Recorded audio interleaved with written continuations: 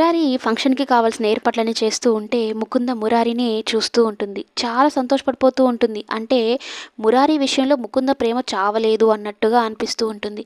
ఈ ఛాన్స్ నాకు దొరుకుతుందో లేదో మురారిని ఒక ఫోటో తీసుకుంటే చాలా బావుంటుంది అని అనుకుంటూ మురారి ఎనకల ఉంటే సెల్ఫీలాగా తీసుకొని తెగ మురిసిపోతూ ఉంటుంది ఆ ఫోటోని చూసుకుంటూ. ఇంతలో కృష్ణ వచ్చి చాలా బాగా చేశారు ఏసీపీ సార్ ఏర్పాట్లన్నీ అంటూ ఉంటే, మరి ఏమనుకున్నావు నీ మొగుడు ఏసీపీ సార్ అంటే అనైతే అంటూ ఉంటే, ఇంతలో ఆదర్శ్ ఏమో ముకుంద రూమ్‌లో ముకుంద అలాగే మురారి కలిసున్న ఫోటోలనైతే చూస్తాడు. అలాగే ఆదర్శ్, మురారి కలిసున్న ఫోటో కూడా చూసి ఆదర్శ్‌ని ఫోల్డ్ చేసేసినట్టు ఉంటుంది ముకుంద.